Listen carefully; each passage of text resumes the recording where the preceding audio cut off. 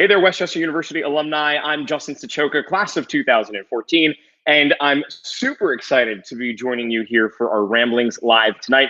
I'm like 30 seconds late because I had to share this post. We have a pretty awesome guest joining us on our Ramblings Live. If this is your very first time here joining us, Ramblings Live is where we get to chat with current faculty and staff at Westchester University, with alumni from Westchester University, and catch up with them and see where they're at, see what they're up to.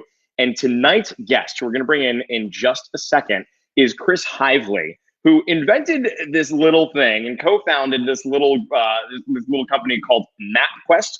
You might have heard of it before. You may have used it many, many times. I know in my own personal family, it caused many fights between my mom and dad with, well, Mapquest says that we should turn left, but I think it's turn right. And Mapquest was always right. My dad was always wrong.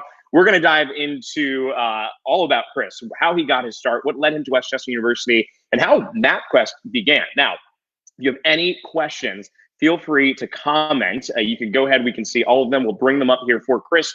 Without any further ado, from the class of 1982, let's please welcome Chris Heivly to Ramblings Live. Thanks so much. I'm sorry we don't have an audience here. I can clap for you. Thank you so much for joining us. Justin, it's great to be here. I can't wait to share the story, and let's talk a little Westchester. Yeah. Okay. Well, let's dive into Westchester University, because I've learned already that you and I have a couple of similarities. We both have two brothers. We're the oldest of three boys. And I know that you're obsessed with sports. Well, I'm not obsessed with sports. My brothers are. Went to Westchester University. I am a technology, consumer electronics expert on QVC. You obviously are in the electronics realm. I would say that we're a little bit similar here and there. Let's start off number one. What was your favorite bar in Westchester? I mean, that's what everybody's got to know. So I got to say, I didn't do the bar thing at Westchester. It wasn't your scene. Because I ended up being one of those commuter students. So my favorite bars were not at Westchester, but more downtown Philadelphia. Got it. Well, I'm going to reveal here our conversation. We were talking a little bit earlier, and I did ask you if you knew of Jake's Bar, and I couldn't believe you'd never heard of it before. Well, you had no idea what it was. The other thing, is that, I don't know. It was tough to do the bar scene. Even my first year, I did live on campus and then dropped out for a year and a half. We'll touch about that. When I went back, man, I was like, just do the job. I lived at home. So I drove back to Newtown Square every day. So it was kind of hard to bar scene it in Westchester. And by the way, yeah, that makes a little difference. Downtown Westchester, you would not be caught. You would be caught dead in downtown Westchester. Well, let me ask you the last time that you've been to Westchester. When was the last time that you were downtown? Because it's changed. I mean, I started 10 years ago, and it's crazy how different it is from 10 years ago to now. No, it's very, very cool. I've been back a couple, within the last couple of years, easy. I mean, I have a brother in Malvern, and I've made it to Westchester a couple times to sit down and do some guest speaking and such. So yeah, I've had dinners and lunches downtown and enjoyed that renaissance. Awesome. Well, Emily is joining us right now. She said she too did not do the bar scenes at Westchester, so it wasn't just you. She was elsewhere as well. Well, thanks for supporting me, Emily. So any questions that you have for Chris, by all means, we're wide open here. And I do want to mention as well, we always have a prize that we give away during this, and real exciting because today, this is the first time that we're giving away the WCU Westchester University cooler. I'm told that this can hold up to 12 cans. So by all means, go ahead and comment. And here's what we're going to do.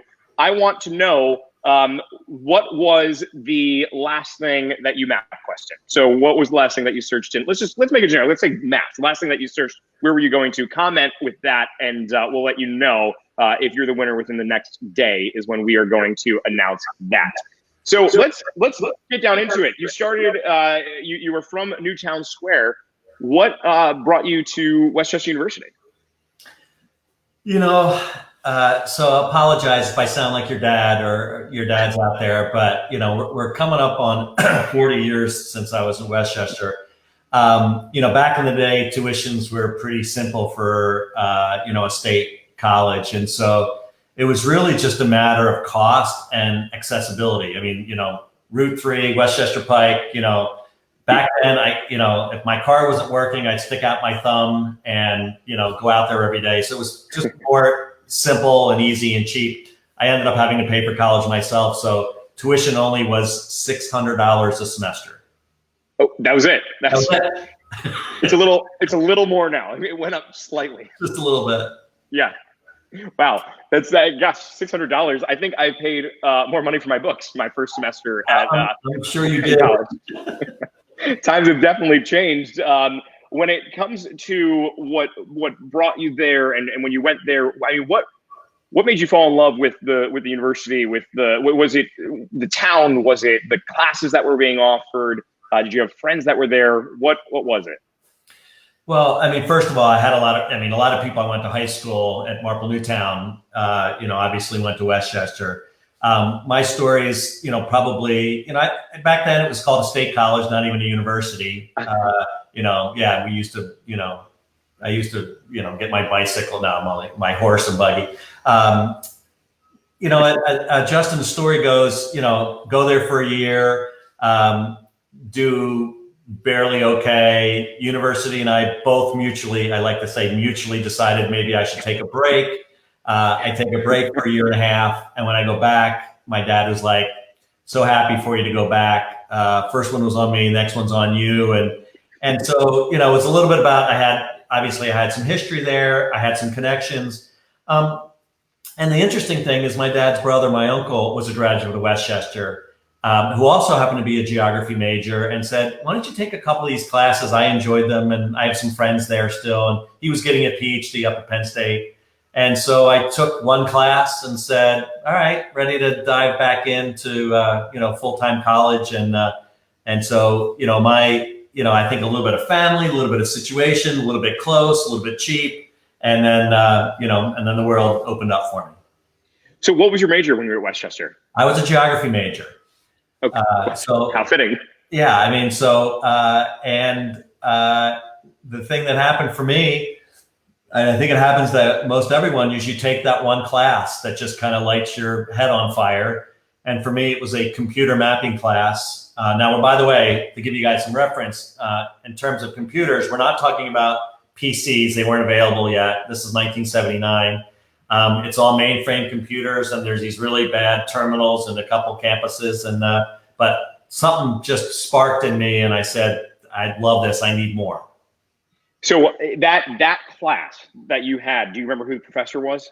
Oh yeah, Dr. Wesley Thomas. He's still a friend today. I think he's since retired a couple years, and consider him one of my first kind of real mentors. And Justin, what I would do as a commuter, right? You got nowhere to go between classes. Maybe go to the Union, maybe you fall asleep on a couch, maybe you watch General Hospital. But half of the time I'd go back into Dr. Thomas's office, and he was figuring it out too at that stage, right?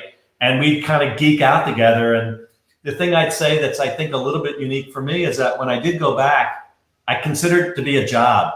That year and a half, I was a pipe fitter. So like going to college was the easiest thing I ever did. So, but I was like hungry, and I was like, all right, I'm going to finish this thing. Let's get to it. And so I hung out in the professor's offices all the time. Well, so you're taking full advantage of everything that was there, all the resources that were available to you. And like you said, a lot of people, you can go back and take a nap at the couch, or you get involved in other things, and you took full advantage of what was there. From 1982, you graduate. What happens after that? Where do you go to after graduation? So again, this computer mapping scene is super, super new. The other interesting thing is that Dr. Thomas, I just call him Wes. Wes encouraged me to maybe take a computer science class, which was unheard of back then. And so I probably took, I don't remember, 12 to 15 hours of computer science. So I was extremely unique. I knew how to write code, and I was a geography major, right? I was a social sciences guy. And this is, early 80s, and the computer stuff's just starting to take off. And Wes said, I think you need to think about graduate school to go to the next step. So, because of my dropout and such, I think I graduated on like December 21st or 22nd was graduation. And 9 days later, I was at the University of South Carolina, in one of only the 2 or 3 schools in the country that had a computer mapping graduate degree. We now call it GIS, right? Geographic Information Systems, but I tell people I was into GIS before we named it GIS. Before it was a thing. I mean, how cool is that opportunity to be able to, before there was a name to it, you were involved from it. So where does MapQuest come into all of this? I mean, a household name, it's a worldwide household name. It's a major company. When did the idea come about? I know you're a co-founder. How did this all happen? So apologize, this is going to be a little not long, but it won't be nice little short sound bites, but I'll give you the quick trajectory. Trajectory is after graduate school, I go to work for the US government. The application of computer geography, computer mapping, is just starting to take off. Obviously, governments are like a good place to start because they got a lot of money. I was at the US State Department in Washington, D.C. Interesting enough, I got cued into that job because the director of that Office of Geography, the Office of Geographer, I met at South Carolina, was a former Westchester graduate himself. A small world. A small world. And he was running the National Science Foundation, giving out grants to universities, and was soon to take that job, and met me. And he said, I'm coming to the State Department. You should come with me and do computer mapping stuff. And I'm like, I'm in. So I did that for a couple of years and then got recruited into a mapping company, literally a cartography company that made maps for National Geographic, for the Park Service, and we're talking like rolled out paper maps. We're talking about atlases and maps and textbooks and all the maps in your history textbooks. And this business was pretty big for a bunch of map, people. And it was about 50 people. And it was headquartered in Lancaster, Pennsylvania. Oh, wow. So I got a chance to come back, and they said, please help us make maps with computers so that we make them faster. All right, now I'm going to run through about 7 years, right? So we start doing that, and then I started seeing some opportunities to apply this computer mapping stuff. The first thing we did was we went into every AAA and all of the road services companies, and there was like 15 of them at the time, right? Sears had one, Montgomery Ward. Your grandparents and maybe your parents used to go and be a member of these auto clubs. So we built a machine to build these little triptychs, which were city to city directions. And then later, when the CD-ROM came out on your desktop, now we laugh at the idea of this, but that was a big deal because it held a lot of stuff. So then we did a consumer CD-ROM product sold in computer software stores at the mall. Let that sink in for a second. The mall. Right. I was going to say, we're talking about CD-ROMs. We're talking about the mall right now. We're talking about paper maps. And it's all completely different. I mean, completely different. And you're credited to a lot of that. Yeah. And we're doing, we're a bunch of map geeks. All we're doing is pushing. We're like, well, that looks cool. Let's try that. Let's try that. And we were part of a big company and this little mapping company, and we just kept pushing. And the last big push is in February '96. We said we heard about this internet stuff. It was pretty much university to university tied. Companies had to go through universities to get on the internet. We were we were tapping into Millersville, and because it's the closest one to Lancaster. And then all of a sudden, it just blew up. And we called that Mapquest. Our company was called Geosystems. We called the service Mapquest. And obviously, with that success, we ended up renaming the company Mapquest a few years later. So when we talk about, because I think today, I mean, let's look at social media platforms that are out there. So TikTok, for example, the one that is, well, it's all over the news for multiple reasons. And it's a massive platform that literally overnight, somebody wrote the software for it. It picks up and then explodes. We're talking in the matter of weeks, in some cases days. There's things like these platforms that just explode.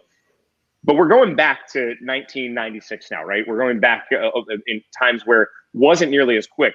What was that explosion process? I mean, how quickly were we talking? Was it similar to today, or was it a little bit slower in looking back in it? I think it was pretty quick, even by today's standards, because I'd say a lot of times we see the explosion, but we don't see the 12-month, 15-month tail before that until to kind of all of a sudden put yourself in a position for that. Right.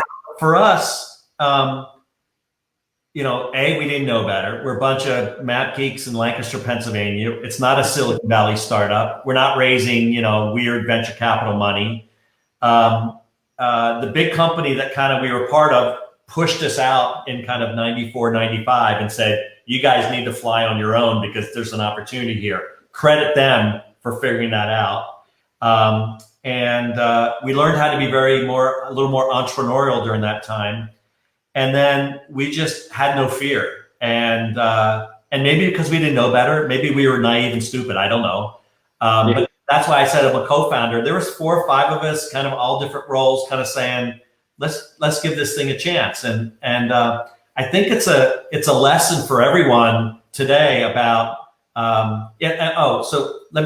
There was one big point I wanted to make. Yeah, here's what we figured out, and here's what we take for granted today, right? We take for granted that everything's on this phone, right? And what you have to, and everything, right? Everything you need is on that phone. What you have to understand is that at that time, your parents and your grandparents, if you were doing a road trip from Westchester down to Florida to go to Disney World, you didn't know how to go, right? You needed to either get a paper road atlas and take a yellow highlighter or a couple maps, or you needed to get this little driving directions called a trip tip from AAA. To do that, you had to go to their office. You had to go to their office or call in, and then he would send this thing to you in the mail. So think about the friction in order to get that piece of information that you need to get in the back, the station wagon and do your road trip. And so when I look back on it, what we ended up doing is we removed all that friction. Like first with the CD-ROM, now you can do it at home. Now you can do it at 1 a.m. in your underwear when you're leaving at 6 and the kids are waking up, right? You could print out your trip itinerary. And then the internet just made that even faster and easier, right? So what we did was, and I think it's a lesson for a lot of these products that blow up, is they reduce the thing you did before had friction, and the thing you now do makes it so much easier, right? And so that's my solution. Yeah, I mean, finding where the problem is and solving it in some way, whether you even recognize that it was the problem or not at that time, it's exactly what you did. You saved millions upon millions of people's time. Now, as I said earlier, my mom and dad, even with Mapquest, would still argue in the car over which way to go because my dad didn't want to stop for directions anywhere. My mom wanted to follow Mapquest. And so that always caused arguments. That never went away because even with technology, that still exists. But I can remember going to a job interview for my first job, printing out the Mapquest to get there. I remember using that program. Yeah, the good news is we made it easy. The bad news is we killed a lot of trees. I guess that is a downside to it, huh? Yeah. So let's talk about where you are now, because I know that you now have the goal of helping entrepreneurs. You now have the goal of setting out and helping people within their business and helping people grow. And that entrepreneurship is something that's extremely important to you. Tell me a little bit about that, where you are now and what you're up to.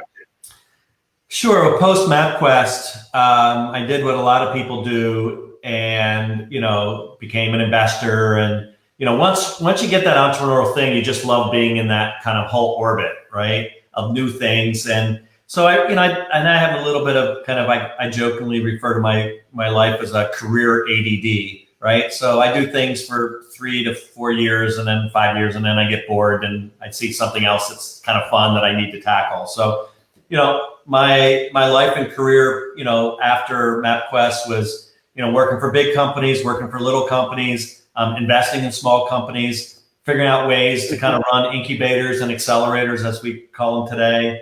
I live in Raleigh-Durham, North Carolina now, because turns out the weather's pretty good. I think it was 83 today. Not bad. No humidity is not too bad. It's not going to snow anytime in the next couple months.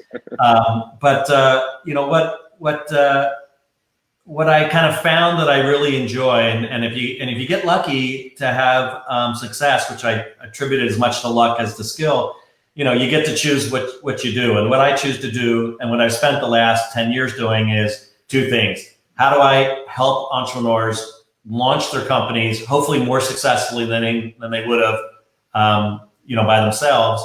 And then as a part of that, And the last 3 years, which I focused on, is how can I help like economic development, government, universities? How can I help places like Westchester and Des Moines, Iowa, and Birmingham, Alabama, and Buffalo, New York, and Louisville, Kentucky, and Taipei, Taiwan, by the way, and Lima, Peru. These are all places that I've worked with where I come in and help consult with those people to say, here are the things you need to do to create the conditions for more entrepreneurship to happen.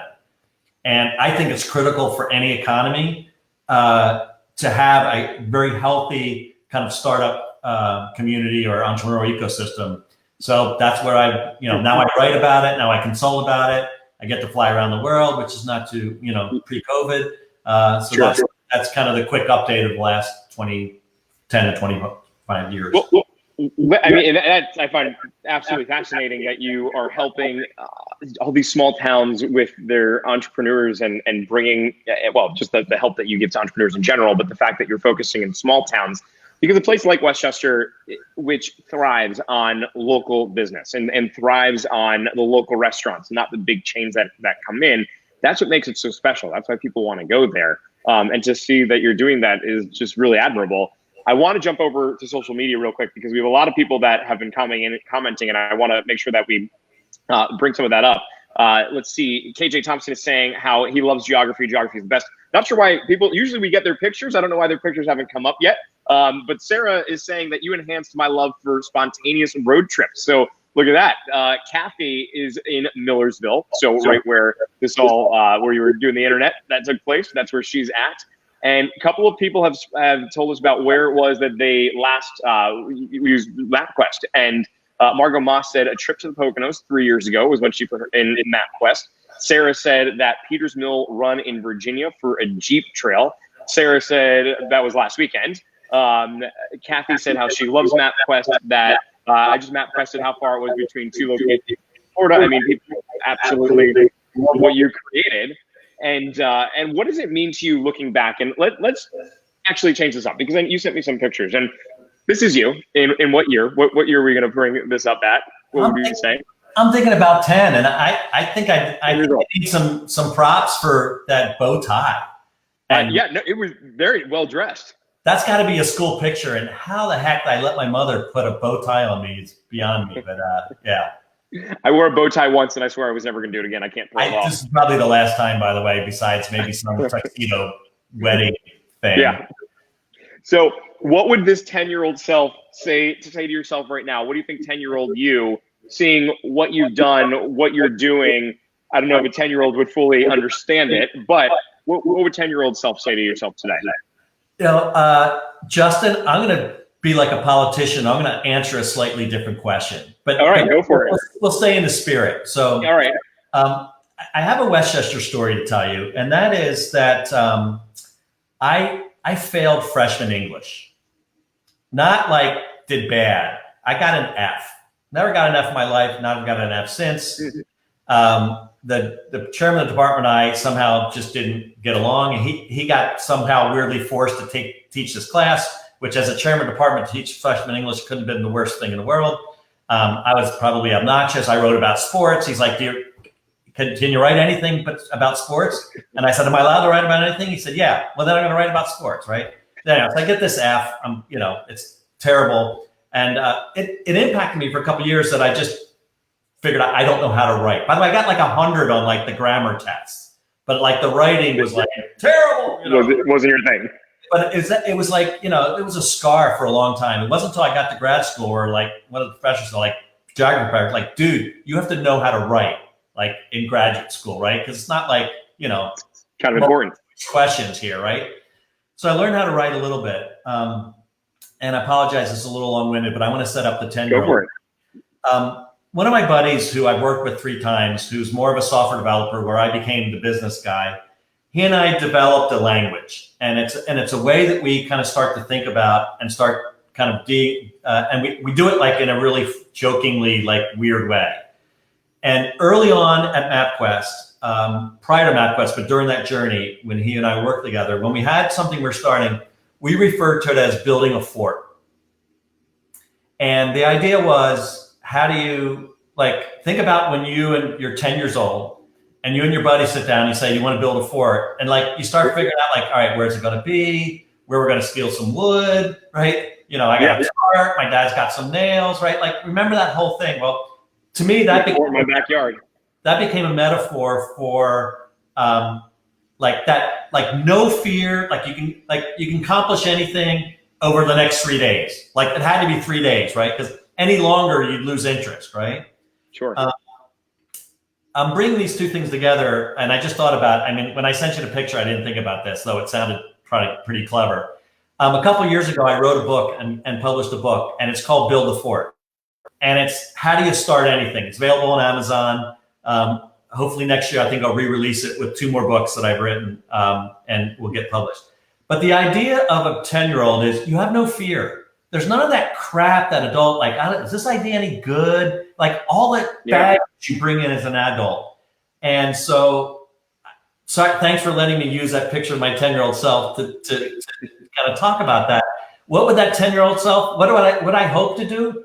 Anytime I have something new today, and I try to think about that, like how to do it without all the baggage and the fear, right? Like you do it as a 10-year-old. Yeah, no, that's a great, I told you earlier, I've started a business with a few friends from college, and that has led to a couple others from there. And I thought that was unattainable. I didn't think that was something that I could do because no one in my family had their own business. Everybody always worked for somebody. And I was 23 or 24 when I started the first one, and I knew nothing, but it, to a degree, was just like, well, what the work is going to happen? Like, might as well just do it. But today, with a mortgage and with car payments, with all this other stuff that comes along with it, it's like maybe I won't do that. I can see how people would get pushed off at the time that you were saying how there is some of that fear. Well, you can do it. One of the books I'm in the process of writing is kind of how to be a over 40-year-old entrepreneur, a first-time entrepreneur over the age of 40, right? When you have a great idea. Things, and I've already written the one on startup community, so there'll be a whole series on the Build a Fort. The idea is you can. It's just much more. It's just it's so much easier and cheaper to test your idea today without having to whole 100% commit, right? Like sell your house and car, like move back in with your parents. Though, by the way, those are great ideas. If you're single and unattached, like, you know, go super, like that's the Mark Cuban thing. Go super cheap, you know, couch surf till you finally get kicked out of your last place. But there are ways to do it. And what I want to do is try to tell people it's possible if you're really super inspired to do so, regardless of what age, educational attainment, race, gender, you know, geography. I mean, this is why I'm working in tier 3, you know, smaller communities, is I know it's possible. I just told you, I did it in Lancaster, Pennsylvania, right? The tech capital of central PA. That's what they're known for. They say it's the Silicon Valley of Pennsylvania. That's what I've heard, at least. That's what everyone around here is saying. Yeah, of course. Chris, I want to thank you so much for joining on with us here on Ramblings Live. I could talk to you for hours about all of this.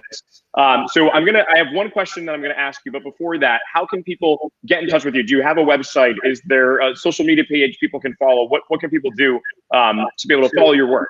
Sure. So I have a webpage, Heivly.com, lastname.com. Hasn't been updated in a little while, but we're working on it the next couple of weeks. Go to Lancaster. They've got people to do web developing. Exactly. I can actually enjoy doing it myself, figuring it out. Okay, there you go. Remember this. I'm also relatively active on Twitter, relatively. So at Chris Heivly. And then I have an email address, which is my first name dot last name, Chris.Heivly at Techstars, which is the company I've been working with. They're some really good friends. They help run these kind of accelerator incubators all over the world. And I've built this new kind of consulting startup community business with them. And so you can email me anytime. You can go to my webpage and sign up. I have an open calendar. Anybody can get 20 minutes. We'll talk about whatever you want. Pretty easy. And I've been doing that for years and years and years. So very, very accessible. And we'll talk about anything you want about. And if you try to sell me something, I'll listen, but then I'm going to try to sell you something back. That's fair. I think it's very fair. Well, I want to thank you so much, Chris, for doing this. My last question to you: I'm obsessed with the podcast "How I Built This" with Guy Raz, which if you've not heard it, I suggest going to listen to. He always asks everybody at the end if they would attribute their success to, you answered this a little bit, but to luck or to skill. So same question, doing my inner Guy Raz right now, would you say, bless you, was it luck or skill that got you to where you were at? I'm going to go 51 luck and 49 skill, but maybe I'm going to play with the answer a little bit and say, I know some people say skill can put you in a position to be lucky. And I think there's a little bit to be said there. You know, Marshall Clark, that software developer I talked to, Perry Evans, Jim Hilliard, Barry Glick, my peers and friends and cohorts who are all around, you know, we were super smart in this niche little map geeky kind of way. And yet we support each other in a way that was so collaborative and very little kind of, you know, gnashing. And we just tried stuff out. So I think we had the skill to then put ourselves in a position to just be in the right place at the right time. And so maybe a little bit of both. Well, thanks so much, Chris. We appreciate it, and let us know when you come to Westchester again. Next time you come visit, and we'll be sure to have you on campus. Justin, thanks so much, and everybody listening, thanks for listening to the story, and good luck. Thanks, Chris. That right there was Chris Heivly, the co-founder of Mapquest and 1982 graduate at Westchester University. As we said earlier, this cooler is still up for grabs, so make sure that you comment, let us know the last place that it was that you Mapquested or that you searched in your maps, and that's what's going to enter you to win that. And then for the month of October, we have a bunch of different people that are joining us every week. So our Ramblings Live full schedule will be posted, so you can go ahead and take a look at that and see who's coming up. And we are going to do this every Wednesday, 6 p.m. for the month of October in honor of homecoming. Homecoming is going to be all virtual this year, so make sure that you go ahead and check out all the different events. There's one event that's pretty cool that I'm excited for. Levante beer paired with Dia Dolce cupcakes. It costs $10. 2 beers, 2 cupcakes. You're not going to be able to beat that. That is going to be coming up on, I believe, October 22nd, but everything will be posted online. Make sure you visit the website for that. Until next week, I'm Justin Joker. Thanks for joining us for Ramblings Live. We'll see you soon.